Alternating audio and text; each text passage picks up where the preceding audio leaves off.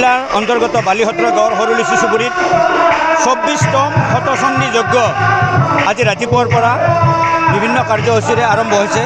ৰাতিপুৱা 9 বজাত আমাৰ ধৰ্মত ধ্বজা উত্তোলন হৈছে, তাৰপিছত যজ্ঞৰ দ্বাৰ উন্মোচন হৈছে, মন্দিৰৰ দ্বাৰ উন্মোচন হৈছে।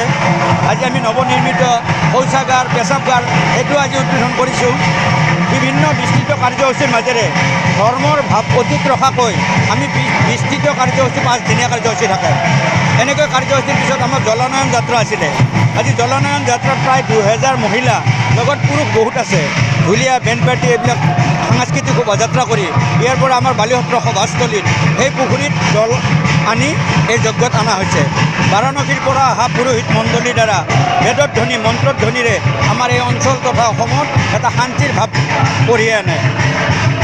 আৰু আমাৰ এই যজ্ঞৰ মাহাত্ম্য হ'ল, আমাৰ এই যজ্ঞ বুলিয়ে নহয়, যজ্ঞৰ জৰিয়তে আমাৰ হোম পুৰা হয়। 4 দিনে হোম পৰব, শেষত পূৰ্ণাহুতি হ'ব। হোমৰ পৰা ধোঁৱা হয়, ধোঁৱাৰ পৰা ডাৱৰ হয়, ডাৱৰৰ পৰা বৰষুণ হয়। বৰষুণ হ'লে শস্য মৎস্য জীৱ জগত সকলোৰে কাৰণে ভাল। এইবিলাক উদ্দেশ্য আগত ৰাখি আমি বহুত কষ্ট কৰি আমি এনেকুৱা ভিতৰুৱা অঞ্চল আছিল, আজি যজ্ঞৰ জৰিয়তে ৰাস্তা ঘাট ভাল হৈ গ'ল। আৰু আশা কৰিছোঁ আমাৰ যজ্ঞ মণ্ডপৰ আমাৰ পোচ গীতে থিয় হৈ আছে। ৰজাঘৰৰ চকু পৰক, এই পোচৰ ওপৰতে এখন ছাদ হয়, তাৰে কামনা কৰি ভগৱন্তৰ ওচৰত আমি প্ৰাৰ্থনা জনাইছোঁ। আৰু আপোনাৰ সবেই আহি আমাৰ এই যজ্ঞখনক সামাজিক মাধ্যমত বিস্তৃত প্ৰচাৰ কৰাৰ কাৰণে যি আগভাগ লৈছে, এই চেনেলকেইটাক আমাৰ যজ্ঞ পৰিচালনা সমিতিৰ কাৰ্যকৰী সভাপতি হিচাপে মই আন্তৰিক শ্ৰদ্ধা নিবেদিছোঁ। আমাৰ মাজত আজি নাগাৰা নাম চলি আছে। ভৱেন চন্দ্ৰ কলিতা আৰু আমাৰ ৰামচৰণ কলিতা নাগাৰা নামৰ উদ্বোধক হিচাপে বিশেষ খ্যাতি থকা উদ্বোধক হিচাপে নাম থকা আমাৰ প্ৰভুক আমি ইয়াত নিমন্ত্ৰণ কৰি উদ্বোধন কৰালোঁ। মই আশা কৰোঁ এখেতৰো এটা আপোনালোকে বাইক ল'ব। আৰু আমাৰ যজ্ঞ পৰিচালনাৰ আৰম্ভণিৰ পৰা সম্পাদকৰ দায়িত্ব আছে ফণীধৰ ডেকা। যদি সময় মিলে অলপ দুই 10-12 হাজাৰৰ 10ৰ পৰা 20 হাজাৰৰ ভিতৰত ভক্তৰ সমাগম হ'ব। ব্যৱস্থা প্ৰতিদিনে আমি ইয়াত যিখিনি ভক্তৰ আগমন হয় তেখেতসকলৰ বাবে ভোগৰ ব্যৱস্থা কৰোঁ। আৰু পূৰ্ণাহুতিৰ দিনা ইয়াতকৈ বেছি হ'ব। প্ৰতিদিনৰ মানে বাকী দিনৰ যিমান মানুহ হয় পূৰ্ণাহুতিৰ দিনা আটাইতকৈ বেছি মানুহৰ সমাগম হয়।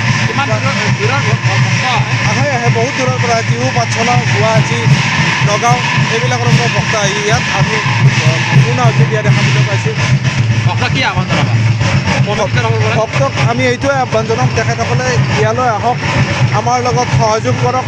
আমি যাতে এই যজ্ঞৰ জৰিয়তে গোটেই ভাৰতবৰ্ষতে, অসমতে নহয় গোটেই ভাৰতবৰ্ষতে শান্তি প্ৰতিষ্ঠা কৰিব পাৰোঁ, তাৰ মই আহ্বান জনাম।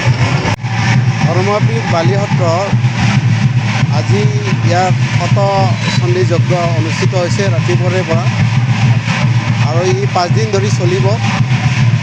আজি নাম উদ্বোধন কৰাৰ কাৰণে মোক ইয়ালৈ আমন্ত্ৰণ জনাইছিল। মই আজি দুটি দলকে মই নাম উদ্বোধন কৰিলোঁ। মই আচলতে দেখি অভিভূত হৈছোঁ যে বালিসত্ৰৰ যিটো ধাৰ্মিক চিন্তাধাৰা, এই বালিসত্ৰৰ সকলো মানুহৰ মাজত এটা ধাৰ্মিক চিন্তাধাৰা আছে। আৰু এই ধাৰ্মিক চিন্তাধাৰাৰে বালিসত্ৰ দিনক দিনে উন্নতিৰ পথলৈ গৈছে। আৰু আজি এই লাচি বিষ্ণুপুৰ এই বালিসত্ৰ অঞ্চলৰ ৰাইজে যি চিন্তা চৰ্চাৰে 24 বছৰ আগতে এই মনসা মন্দিৰ স্থাপন কৰিছিল, আজি 24 বছৰ হৈছে। এই 24 বছৰৰ ভিতৰত তেওঁলোকে যিখিনি অগ্ৰগতি কৰিছে, সঁচাকৈ আমি সুখী হৈছোঁ। আৰু এই শতচণ্ডী যজ্ঞৰ জৰিয়তে আমাৰ জনসাধাৰণৰ শান্তি প্ৰতিষ্ঠা হওক, সকলো মানুহৰে মংগল কামনা হওক। আৰু এই শতচণ্ডী যজ্ঞৰ জৰিয়তে বালিসত্ৰৰ পৰা সমগ্ৰ অসমবাসীলৈ এক বাৰ্তা যাওক, যাতে আমি সুখে শান্তিৰে মানুহৰ মাজত থাকি আমি শান্তি বিৰাজ কৰিব পাৰোঁ, অশান্তিক যাতে আমি দূৰ কৰিব পাৰোঁ। আৰু তাৰ কাৰণে যজ্ঞৰ এই আয়োজন কৰিছে।